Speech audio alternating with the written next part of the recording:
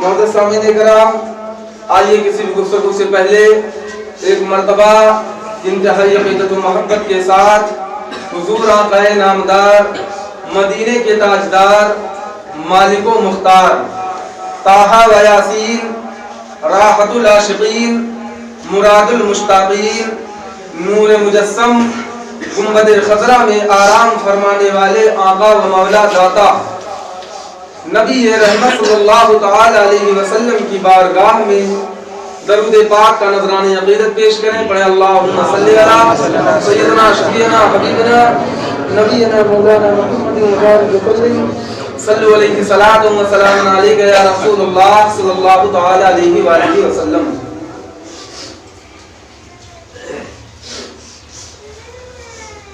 عزیزان ملت اسلامیہ، اللہ تبارک و تعالیٰ کا ارشاد ہے فخلف من بعدهم خلف اضاعوا الصلاة واتبعوا الشہوات فسوف یلقون غیا۔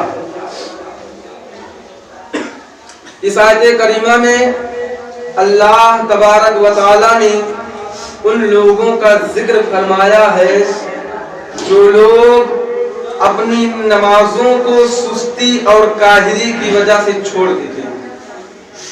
ان کا ذکر اللہ تبارک و تعالیٰ نے اس آیت کریمہ میں فرمایا ہے، اور آگے اللہ ارشاد فرماتا ہے فسوف یلقون غیا۔ یہ ایک وادی ہے جہنم میں جسے غی کہا جاتا ہے۔ تو سستی کی وجہ سے، کاہلی کی وجہ سے جو لوگ نمازوں کو ترک کر دیا کرتے ہیں وہ جہنم کی اسی وادی میں رہیں گے جس کا نام غی ہے۔ آپ اندازہ لگائیں کہ نماز کی اہمیت کتنی ہے۔ مذہب اسلام میں بہت ساری عبادتیں ہیں، لیکن جو سب سے افضل عبادت مانی گئی ہے وہ نماز مانی گئی ہے۔ نماز سے افضل کوئی عبادت نہیں۔ حدیث پاک آقا ارشاد فرماتے ہیں قرۃ عینی فی الصلاۃ، یعنی آقا ارشاد فرماتے ہیں کہ میری آنکھوں کی ٹھنڈک نماز میں ہے۔ تو جو نبی کونین صلی اللہ تعالی علیہ وسلم کو ٹھنڈک پہنچانا چاہے وہ نماز کی پابندی کیا کرے۔ اور آئیے میں آپ کو بتاؤں ہم کیا سمجھتے ہیں، ایک وقت کی جو ہے نماز چھوڑ دینا کوئی بالکل ہلکا سمجھتے ہیں۔ آئیے میں آپ کو بتاتا ہوں، بنی اسرائیل میں ایک عورت تھی، اس سے زنا سرزد ہو گیا تھا، اور زنا جب سرزد ہوا اس سے تو جو بچہ پیدا ہوا اس نے اس بچے کو قتل کر دیا اور اس کے بعد وہ گئی اس زمانے کے نبی، اس دور کے نبی حضرت موسیٰ علیہ السلام کے پاس، اور کہتی ہے، عرض کرتی ہے کہ اے اللہ کے نبی مجھ سے گناہ سرزد ہو گیا ہے۔ حضرت موسیٰ علیہ السلام نے فرمایا کہ بتا تجھ سے کیا گناہ سرزد ہوا۔ وہ عورت موسیٰ علیہ السلام کی بارگاہ میں عرض کرتی ہے کہ اے اللہ کے نبی مجھ سے زنا سرزد ہو گیا ہے، اور اس سے جو بچہ پیدا ہوا تھا میں نے اس بچے کو قتل کر دیا ہے۔ اتنا سننا تھا، موسیٰ علیہ السلام جلال میں آئے اور فرمایا کہ اے عورت میری نگاہوں کے سامنے سے دور ہو جا، کہیں تیری نحوست کی وجہ سے اللہ آسمان سے زمین کے گولے نازل نہ فرما دے۔ عزیزان ملت اسلامیہ، جب عورت وہاں سے چلی گئی تو جبریل علیہ السلام جو سید الملائکہ ہے، جو فرشتوں کے سردار، وہ آئے موسیٰ علیہ السلام کی بارگاہ میں، اور موسیٰ علیہ السلام سے عرض کیا اے اللہ کے نبی کیا بات ہے، اتنے پریشان کیوں ہو؟ تو موسیٰ علیہ السلام جبریل علیہ السلام سے فرماتے ہیں کہ ایسا ایسا معاملہ پیش آیا، ایک عورت آئی تھی اس نے زنا کیا تھا اور جو بچہ ہوا اسے قتل کر دیا تھا، اس کے گناہ کی وجہ سے میں اتنا پریشان ہوں۔ تو جبریل علیہ السلام نے موسیٰ علیہ السلام کی بارگاہ میں عرض کیا تھا اے اللہ کے نبی کیا آپ کو نہیں معلوم ہے کہ آپ نے اس سے زیادہ گنہگار آدمی نہیں دیکھا ہے جو گناہوں میں ملوث ہوتا ہے؟ موسیٰ علیہ السلام نے کہا کہ یہ بتاؤ اس سے بڑا گنہگار کون ہوگا؟ تب جبریل علیہ السلام نے موسیٰ علیہ السلام کی بارگاہ میں عرض کیا تھا کہ اس عورت سے بڑا گنہگار وہ شخص ہے جو جان بوجھ کر کے اپنی ایک نماز کو ترک کر دیتا ہے، اپنی ایک نماز کو چھوڑ دیتا ہے۔ ہم کیا سمجھتے ہیں 2 وقت پڑھ لیے، 3 وقت چھوڑ دیے؟ ایک عورت جو زنا کرتی ہے، بچے کو قتل کرتی ہے، اس سے بڑا گنہگار اگر کوئی ہے تو جان بوجھ کر کے اپنی ایک وقت کی نماز کو ترک کرنے والا آدمی۔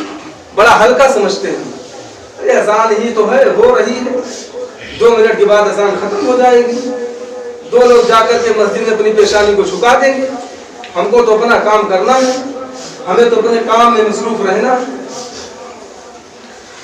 تو نماز کی اہمیت بہت بڑی ہے، اور جان بوجھ کر کے نماز ترک کرنا یقیناً بہت بڑا گناہ ہے۔ اچھا، انسان کہتا ہے کہ ہم بڑے پریشان رہتے ہیں، طرح طرح کی مصیبتیں ہم پر آتی ہیں، پتہ نہیں مجھ سے ایسا کیا ہو گیا، میں نے ایسا کون سا گناہ کر دیا ہے کہ مجھ پر مصیبتیں نازل ہوتی ہیں، بے شمار مصیبتیں مجھ پر آتی ہیں، میں اچھے کام بھی کرتا ہوں پھر بھی مصیبتیں مجھ پر آتی ہیں، لیکن میں کہتا ہوں نادان تو نے فجر کی نماز قضا کر دی اور کہتا ہے کہ میرے اوپر مصیبت آ رہی، میں نے کون سا گناہ کر دیا ہے؟ نماز فجر قضا ہو گئی، نماز عشاء قضا ہو گئی، اور تو کہہ رہا ہے کہ پتہ نہیں مجھ سے ایسا کون سا گناہ ہو گیا جس کی وجہ سے مجھ پر پریشانیاں مسلط ہو گئی۔ یہ تو کہیے کہ اللہ کا شکر ہے ہم امت محمدیہ میں ہیں جو ساری کائنات کے لیے رحمت بن کر کے تشریف لائے ہیں، ورنہ ہمارے اعمال اس قدر ہو چکے ہیں، ہمارے دل اس قدر سیاہ ہو چکے ہیں کہ اللہ اگر زمین پر آسمان سے آگ کے گولے بھی نازل فرمائے تب بھی کم ہے۔ اگر اپنے اعمال کا ہم محاسبہ کریں، اگر حساب کیا جائے کہ ایک آدمی کا جہاں 100 گھر کی آبادی ہو، 60 گھر کی آبادی ہو، اور اپنے آپ کو مومن کہتا ہو، مسلمان کہتا ہو، اگر یہ دیکھنا ہے کہ سچا مسلمان کون ہے، سچا مومن کون ہے، تو چلے جانا اسی آبادی میں، چاہے 100 گھر کی آبادی ہو، چاہے 60 گھر کی آبادی ہو، جب مسجد میں جاؤ گے تو 2 سے 4 لوگ تمہیں ملتے ہوئے نظر آئیں گے۔ یہ آج کا مسلمان، یہ آج کا مومن ہے، پورے ہفتے نمازیں قضا کر دیتا ہے، فکر تک نہیں ہوتی، احساس تک نہیں ہوتا ہے، اس قدر ہمارے احساس مر چکے ہیں کہ ہمیں احساس تک نہیں ہوتا، چاہے جتنی نمازیں قضا ہوتی ہیں۔ یقیناً نمازوں کی پابندی ہمارے لیے بہت ضروری ہے، اور یقیناً جب ہم نمازوں کی پابندی کریں گے تو اللہ کی رحمتوں کا نزول ہم پر ہوگا۔ اچھا، ایک بات یہ بھی ہے،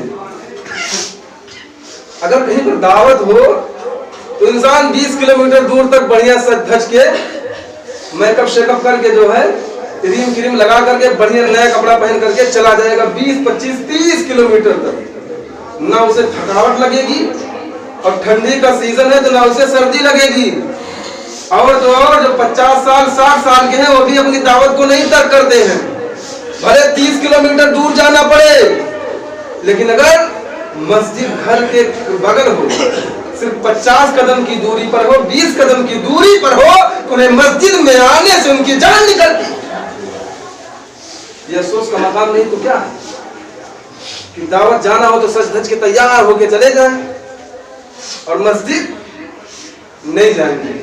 اچھا، مان لو اگر حکومت جو ہے کوئی ایک وہ لا دے کہ جو انسان صبح اٹھ کر کے جو ہے 15 منٹ روڈ پر چلے گا اسے ہر مہینہ پینشن ملے گی، اگر حکومت ایسا کوئی وہ لانچ کر دے، جو انسان صبح اٹھ کر کے 15 منٹ روڈ پر چلے گا، 15 منٹ یا آدھا گھنٹہ چلے گا، اسے جو ہے ہر مہینہ پینشن ملے گی، تو میں تو سمجھتا ہوں کہ ہر گھر میں جتنے بوڑھے ہیں یہ ایک بھی گھر میں نظر نہیں آئیں گے، سب کے سب صبح روڈ پر چلتے ہوئے نظر آئیں گے، تب ان کے اندر طاقت آ جائے گی، اور تو ہمارے گھر کی عورتیں بھی ان کو कोसेंगी कि घर में बैठा है, लेटा है, अरे जाता नहीं, रोड पे चलता है। लेकिन नमाज के लिए हमारी घर की औरतें कहती हैं, न हमारे घर के मर्द हजरात के अंदर ये जज्बा पैदा होता है, ये शौक पैदा होता है कि मस्जिद में आकर के अपनी पेशानी को झुकाए, नहीं होता है। न घरों का माहौल ऐसा रह गया है, न हमारे अंदर वो जज्बा रह गया है। और एक चीज समझ लीजिए कि इंसानों के ऊपर जो माहौल का बहुत बड़ा फर्क पड़ता है, इंसानों के ऊपर माहौल का बहुत बड़ा फर्क पड़ता है। मिसाल के तौर पर किसी घर में 2-3 नमाजी हों, 2-3 नमाजी हों और 1-2 ऐसे हों जो नमाज ना पढ़ते हैं, तो जो 2-3 नमाजी हैं जिनकी नमाजें कभी कज़ा नहीं होती है, वो बराबर मस्जिद की तरफ आते हैं, अपनी पेशानी को अल्लाह की बारगाह में झुकाते हैं। अगर वो बराबर मस्जिद आते रहे, उसको टोकते रहे, तो यकीनन कभी न कभी उसका दिल भी मचलेगा, हरारत ईमानी उसकी मचलेगी और वो भी मस्जिद की तरफ आएगा, नमाज को अदा करेगा। लेकिन माहौल ही नहीं है ना, पूरा क्या कहते हैं, लगता ही नहीं है घरों को देख करके कि ये किसी मुस्लिम का घर है, किसी ईमान वाले का घर है, किसी कलमा पढ़ने वाले का घर है। कोई ऐसी चीज नजर ही नहीं आती है जिसको देख करके अंदाजा लगाया जाए किसी मोमिन का घर है। बेशुमार नमाज़ें क़ज़ा हो रही हैं, बेशुमार नमाज़ें क़ज़ा हो रही हैं, कोई इसका मुहासबा नहीं कर सकता, कोई गिन नहीं सकता इतनी नमाजें क़ज़ा हो रही हैं। और जानते हो हमारे असलाफ जो थे वो डरते थे कि मेरा शुमार कहीं कुछ लोगों में ना हो जाए कि मैं नमाज में सुस्ती करता हूँ, नमाज में काहली करता हूँ। और आपको मैं बता दूं, जो आदमी 1-2 वक्त नमाज पढ़े, 1-2 वक्त छोड़ देना, वो नमाजी नहीं है, वो नमाजी नहीं है। बल्कि नमाजी वो है कि जिसकी नमाजें पाबंदी के साथ रोजाना अदा होती हूँ, वो नमाजी है। मैं तो अपने आप को भी नमाजी नहीं समझता हूँ, मैं तो अपने आप को भी नमाजी नहीं समझता हूँ, क्योंकि मेरी भी नमाजें कहीं ना कहीं क़ज़ा हो जाती है। लेकिन हकीकत में नमाजी वही है कि जिसकी नमाजें कभी क़ज़ा ना होती हो, बिला उज़्र शरई के।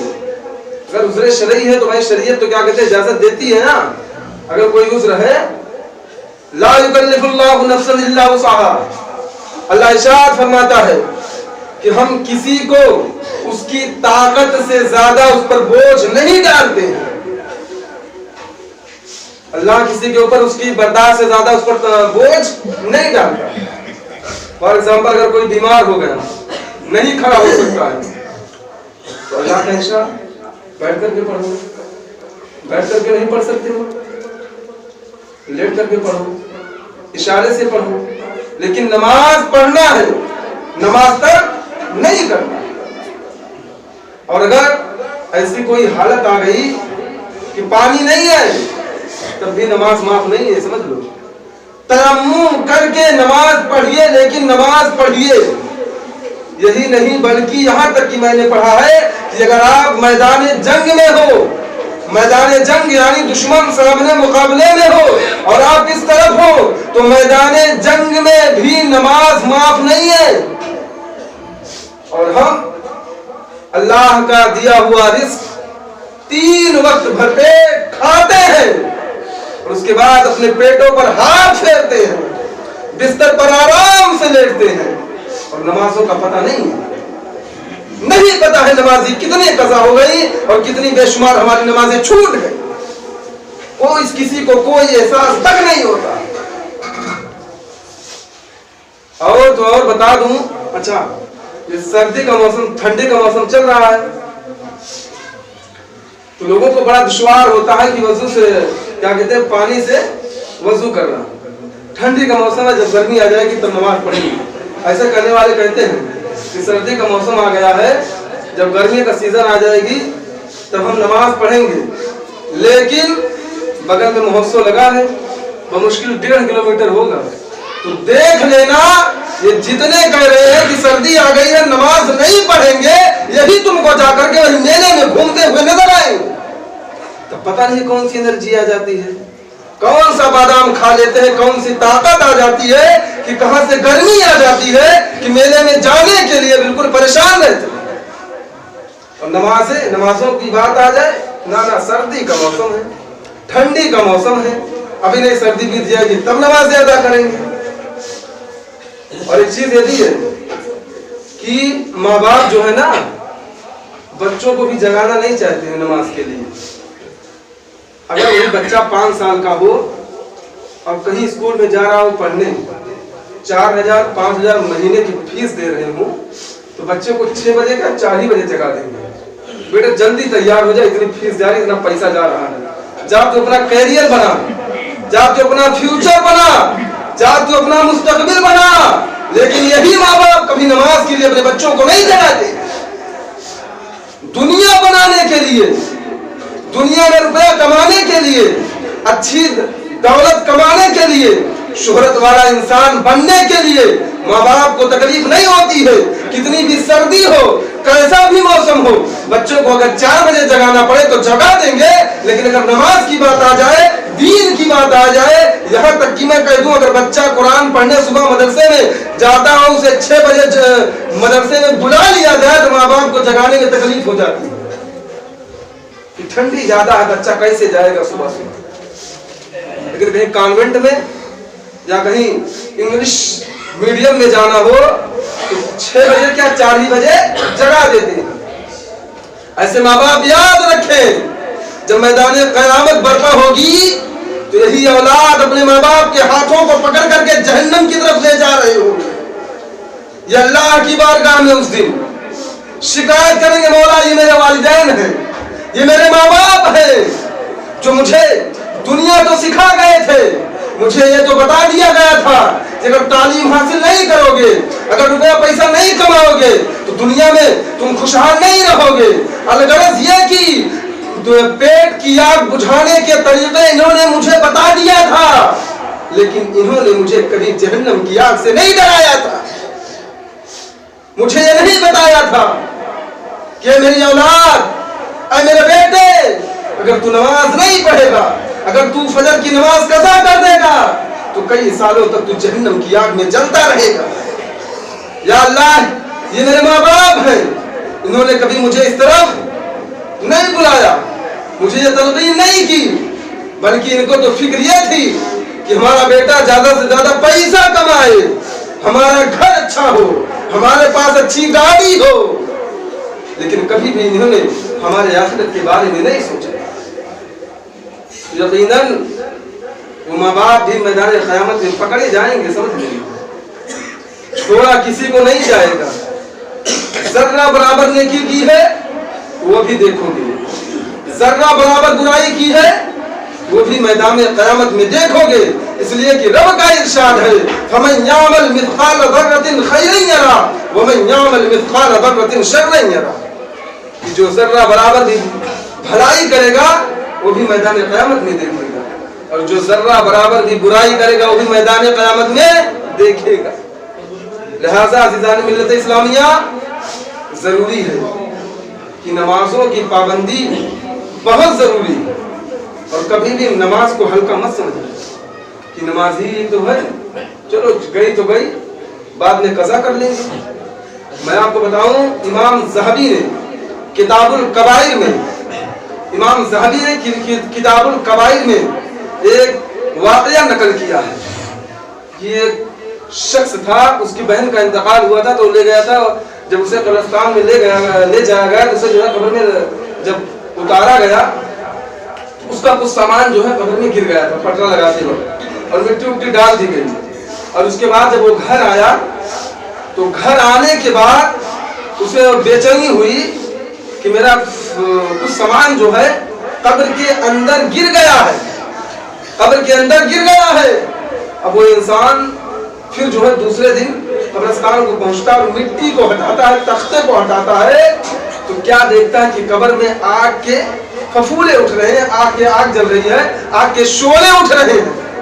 اتنا دیکھا تھا تو قبر کی طرح ڈھانپ کے بند کیا. اس کے بعد اپنی ماں کے پاس آ گیا اور کہا کہ ماں یہ بتا, میری بہن تو بڑی نیک تھی, میری بہن تو بڑی نیک تھی, وہ تمام اچھے کاموں کو انجام دیا کرتی تھی. یہ بتا اس کا کون سا ایسا عیب تھا، وہ کون سا ایسا کام تھا جس کی بنیاد پر اللہ تبارک و تعالیٰ نے اس کی قبر میں عذاب نازل فرما دیا ہے؟ جانتے اس کی ماں نے کیا کہا تھا؟ اس کی ماں نے کہا تھا میرے بیٹے یقیناً تیری بہن نیک تھی، وہ تمام نیک کاموں کو انجام دیتی تھی، لیکن وہ کبھی کبھی جو ہے نمازوں کو قضا کر دیا کرتی تھی، لہذا یہ عذاب جو اسے ملا ہے وہ نمازوں کو قضا کرنے کے بدلے میں ملا۔ نماز پڑھتی تھی لیکن کبھی کبھار قضا ہو جاتی تھی، کبھی کبھار۔ اگر نماز پڑھتا رہے انسان اور کبھی کبھار قضا ہو جائے تب اس کا یہ عالم ہے، اور جس کا پورا ہفتہ گول ہو جائے اس کے بارے میں کیا اندازہ لگایا جا سکتا ہے؟ جمعہ سے لے کر کے اگلے جمعہ تک اب جو ہے ہمیں مسجد سے مطلب نہیں ہے، تو اپنی دنیا میں مست ہو جائیں گے۔ اب جمعہ چلا گیا، اب اپنی منڈی پیچھے کر لیے ہیں، اب اگلا جمعہ جب آئے گا تب پھر دیکھیں گے کہ چلو اب مسجد میں نماز ادا کر لیں۔ اچھا ایسا لگتا ہے کہ لوگ جو ہے وہ کیا ہوتا ہے، کیا کہتے ہیں، کوئی اگر میرے یہاں نہ آئے تو تمہارے یہاں بھی نہیں جائیں گے، اس نیت سے مسجد میں آتے ہیں۔ جمعہ کو آئیں گے اور ایسا 2 رکعت پڑھ کر کے بھاگتے ہیں، بمشکل پتہ نہیں کہاں سے آتے ہیں۔ ارے اللہ کے بندے ہفتے میں 1 دن مسجد آ گئے ہو تو پوری نماز پڑھ کر کے جاؤ۔ بمشکل ہفتے میں 1 دن آئے ہو اور 2 رکعت پڑھ کر کے ایسا بھاگتے ہو لگتا ہے اگر کسی نے رک جاؤ گے تو کوئی تمہیں یہاں باندھ لے گا، تمہیں کوئی باندھے گا نہیں۔ امام صاحب کے پاس اتنا ٹائم نہیں ہے تم کو باندھ کر کے یہاں رکھائیں گے۔ ارے آئے ہو تو اپنی پیشانی کو اللہ کی بارگاہ میں جھکاؤ اور پوری نمازیں پڑھ کر کے مسجد سے جاؤ۔ تو 2 رکعت پڑھ کر بھاگنے والوں اللہ کے عذاب سے ڈرو، پوری نمازیں پڑھ کر کے جایا کرو، اور پوری کیا کہتے ہیں بلکہ روزانہ جو ہے 5 وقت کی نمازیں فرض ہیں، تو 5 وقت کوشش کیجیے کہ مسجد میں آئیے، اپنی پیشانی کو اللہ کی بارگاہ میں جھکائیے، اور یقیناً جب آپ ایسا کریں گے تو اللہ کی رحمتوں اور برکتوں کا آپ پر نزول ہوگا۔ اور نماز کو کبھی ہلکا مت سمجھیے گا، نماز کو کبھی ہلکا مت سمجھیے گا۔ تو ہمیں اہل سنت والجماعت جس کو سنی کہا جاتا ہے، اور یہ سنی اتنا سن پڑ گیا ہے کہ اس کو جو ہے نمازوں سے کوئی فرق ہی نہیں پڑتا ہے۔ اصل میں ہوتا کیا ہے کہ جلسے جلوس سے ہمارے علماء جب آتے ہیں تو بڑے نعرے لگواتے ہیں اور کہتے ہیں جنت لے جاؤ، 1 مرتبہ سبحان اللہ کہو تمہیں جنت مل گئی، ایسی جنت کے ٹکٹ بانٹے جاتے ہیں اسٹیجوں سے۔ لیکن انہیں کیا پتا ہے کہ فاروق اعظم رضی اللہ تعالیٰ عنہ جب شام کو اپنے بستر پر جاتے تھے تو ایک چابک رکھتے تھے اور اس چابک سے اپنے جسم پر مارتے تھے اور کہتے تھے اے عمر یہ بتا تو نے اللہ کو راضی کرنے کے لیے کتنے کام کیے۔ یہ VIP لوگ ہیں جن کے بارے میں اللہ کے نبی نے دنیا میں ہی ارشاد فرما دیا تھا کہ عمر تم جنتی ہو۔ ان کا یہ عالم تھا کہ بستر پر جاتے تو چابک سے اپنے پیروں پر مارتے تھے کہ عمر بتا تو نے اللہ کو راضی کرنے کے لیے کتنے کام کیے۔ ایک ہم ہیں کہ ہمیں کوئی احساس تک نہیں ہوتا۔ لہذا میرے بھائی نماز کو کبھی بھی ہلکا مت سمجھیے، نماز افضل العبادات۔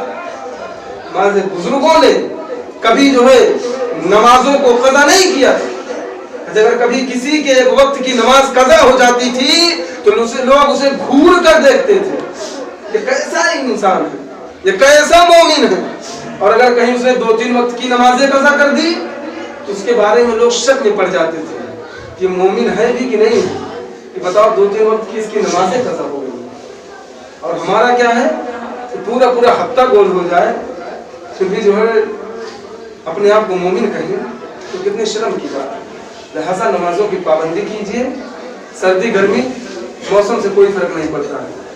آپ آئیے مسجد میں، اپنے پیشانوں کو جھکائیے، اپنی پریشانیوں کو اللہ کے حضور رکھیے۔ اللہ یقیناً تمام پریشانیوں کو ٹالنے والا ہے، اور اگر اللہ نے دولت دے دی ہے، شہرت اور عزت دی ہے تو اس کو تو اور زیادہ آنا چاہیے، کیونکہ اللہ کبھی کبھی انسان کو دولت دے کر کے آزماتا ہے، شہرت دے کر کے آزماتا ہے کہ میں نے اسے دولت دی ہے، یہ میری بارگاہ میں کتنی مرتبہ اپنی پیشانی کو جھکاتا ہے، اگر اللہ نے دولت دی ہے تو اور زیادہ آپ کو اللہ کا شکر ادا کرنا چاہیے، اس کا شکر گزار بندہ بننا چاہیے۔ اور اگر ناشکر بندے بن گئے تو اللہ جب چاہے گا ان نعمتوں کو آپ سے چھین لے گا۔ اس لیے وہ قادر مطلق ہے، جو تمہیں نعمتیں دے سکتا ہے وہ تم سے نعمتوں کو چھین بھی سکتا ہے۔ تو لہٰذا نمازوں کی پابندی کی جائے۔ اللہ تبارک و تعالی ہم سب کو نماز پنجگانہ پڑھنے کی توفیق و رفیق عطا فرمائے۔ وآخر الدعوانا الحمدللہ رب العالمین۔ السلام علیکم۔